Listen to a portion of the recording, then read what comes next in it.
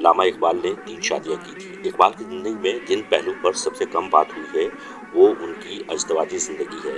علامہ اقبال کی پہلی شادی 18 سال کی عمر میں ایک گجراتی معالج کی بیٹی کریم بی بی سے ہوئی، جن سے 2 بچے معراج بیگم اور آفتاب اقبال پیدا ہوئے۔ دوسری شادی 1914 میں مختار بیگم سے ہوئی، جو 1924 میں زچگی کے دوران انتقال کر گئی۔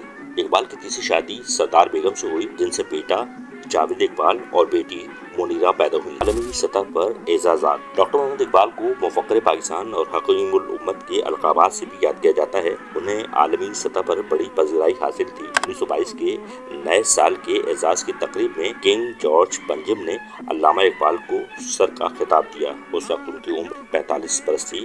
علاوہ ازیں انہیں والی افغانستان محمد نادر شاہ نے بھی ایک شاندار قالین بطور تحفہ میں دیا تھا۔ اقبال کئی زبانیں جانتے تھے۔ اقبال ایک کثیر لسانی شخصیت تھے جو اردو، پنجابی، فارسی، عربی، انگریزی، جرمن اور سنسکرت بول سکتے تھے۔ ان کی زیادہ تر شاعری فارسی زبان میں ہے۔ علامہ اقبال نے صدیوں کے بعد مسجد قرطبہ میں صدائے اذان بلند کی۔ علامہ محمد اقبال نے 1933 میں مسجد قرطبہ کا دورہ کیا۔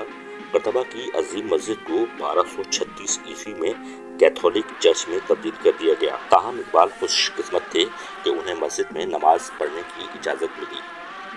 مسجد قرطبہ کا دورہ کرنے کے بعد اقبال نے مسجد قرطبہ کے نام سے ایک نظم لکھی، جو بعد میں 1936 میں ان کے مجموعے بال جبریل میں شائع ہوئی، جس میں وہ قرطبہ کے بارے میں فرماتے ہیں: اے حرم قرطبہ عشق سے تیرا وجود، عشق سراپا تمام جس میں نہیں رفت تو ہو۔